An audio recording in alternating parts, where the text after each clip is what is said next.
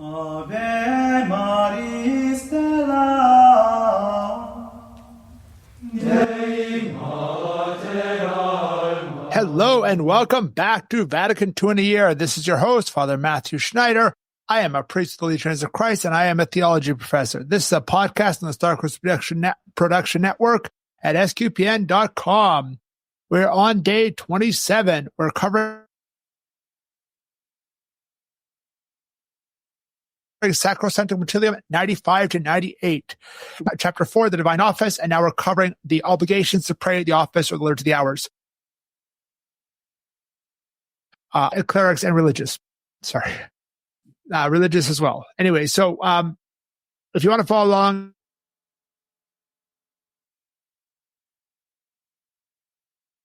for MatthewLC.com/Vatican SQ. So yesterday we're talking about the rules for revising the Liturgy of the Hours or the breviary, and today we're just going to talk about the duty and the obligation of some to pray it.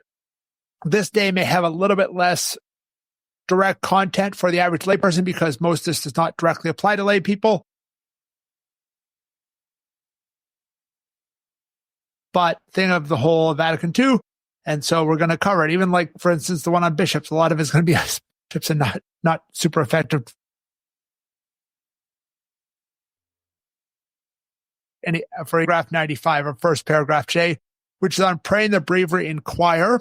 Choir here refers to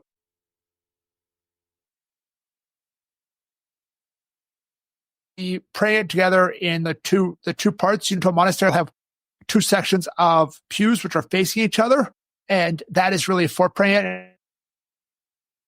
And you use the next side, things like that. That's what we're talking about, praying in choir. It's that physical part of the church is called the choir as well. The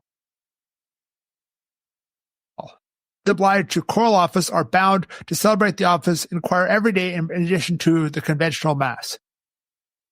In particular, the order of canons, of monks, and of nuns, and of other regulars bound by law or constitution to choral office must celebrate the entire office. Cathedral or collegiate chapters are bound to recite those parts of the office imposed on them by general or particular law. And finally, all members of the above communities who are in major orders or who are solemnly professed, except for lay brothers, are bound to recite individually those canonical hours which they do not pray in choir. Right? So that's this paragraph. We're talking about the choral hours, the hours in choir here.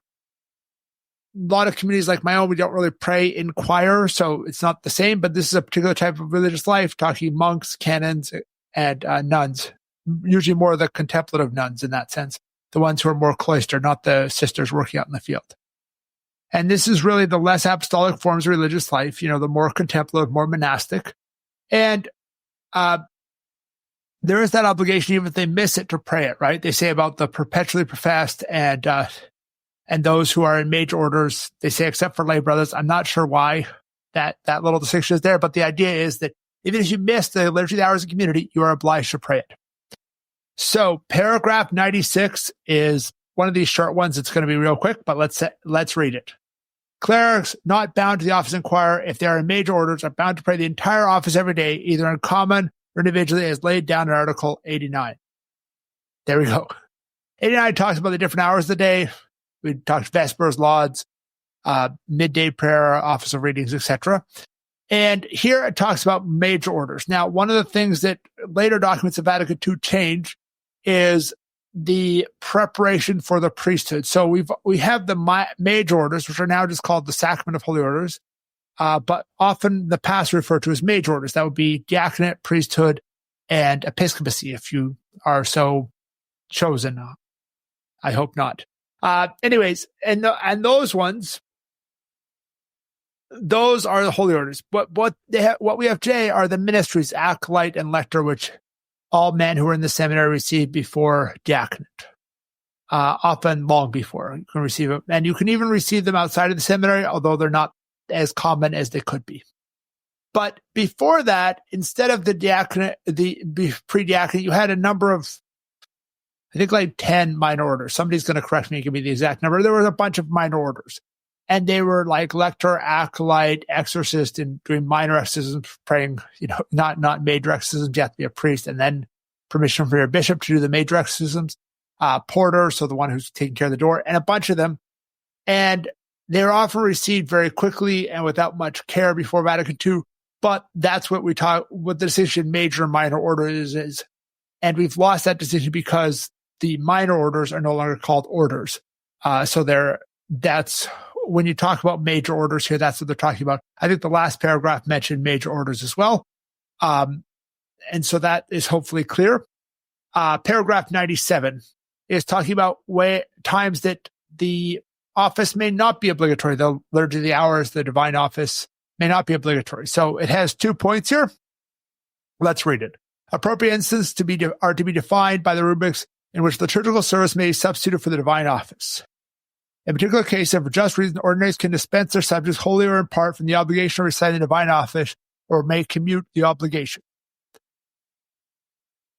That's the text. I want to give you a few examples to get what we're getting at. For example, different liturgical actions in the law, universal law of the church. If you go to the Easter Vigil with all the long readings, there is an office that as a cleric or as a professed religious who's obliged to say all the Liturgy of the Hours, you're supposed to pray if you don't go there, right? Because that's not just the ordinary Mass as the longer readings. And so there's a bunch of readings. I think they might even be, some of them may even be the same ones that you have to read otherwise as part of the Liturgy Hours. But if you go to Vigil, it's exempt, right? And there may be some liturgical action that is going on that the bishop can exempt everyone who's attending this or that in a particular case. And then they're talking about particular cases just or to dispense subjects wholly or in part for the obligation to recite the divine office. I know, for example, one priest who was going blind, and so he was allowed that he could just repeat the parts when he was in it, when he was with others. And if others worked around, he could just pray rosaries in place of the Liturgy of the Hours because he hadn't memorized it, but he hadn't memorized the prayers of the rosary and he was relatively blind. And so the bishop was saying, hey, like, pray this prayer because that's what you can physically do at this point in your life. You know, he was getting old. The blindness was part of old age in his case, right? And so there may be other cases of that, but those are kind of examples that we're getting at, right? And it's just saying that the bishop can dispense in those cases. And it's not that we can assume that we can skip. We should not do that. That is not in the spirit of the church. Paragraph 98 is going to be our last one for today. Let's read it. Members of any institute dedicated to acquiring perfection who, according to their constitutions, are to recite any parts of the divine office are thereby performing the public prayer of the church. They too perform the public prayer of the church who, in virtue of their constitution, recite any short office, provided this is drawn up after the pattern of the divine office and is duly approved, right?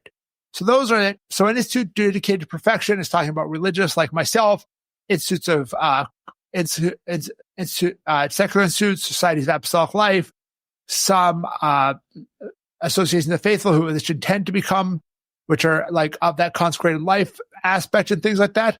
And so these are all, forms of life where you consecrate yourself and dedicate more perfection. And we pray the public prayer of the church in praying the Liturgy Hours, right? And even before I was a priest, if I was praying it, right? And then also the short office, some say like the little office of Blessed Virgin or things like that, or just part of the office. And this is according to the constitutions, right? So the constitutions are just like the rules for it, right? So my community, Legions of Christ, we have constitutions.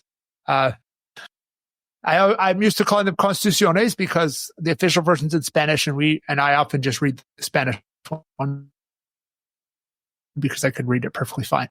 Anyway, so that say like we pray this is what you're supposed to pray every day and things like that, right? It has a lot of other details of our life, but every community is going to have something like that.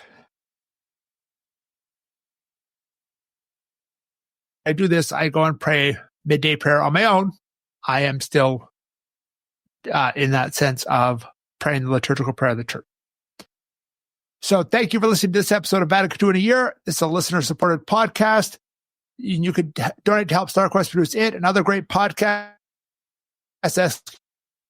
SQPN.com/give. You can give one time, monthly, or join the StarQuest Patreon. Tomorrow we're going to continue with the next paragraphs of Sanctum Sanctum Fucilium, which is paragraphs 99 to 101 on other ways to pray the Liturgy of the Hours. Please join us then to learn more about Vatican II, which should help provide a blueprint for the Catholic Church. Go to sqpn.com/Vatican, frmatthewlc.com/Vatican, or Vatican SQPN on Facebook and X. For more information on the podcast, such as playlists for individual documents and a reading plan. Amen.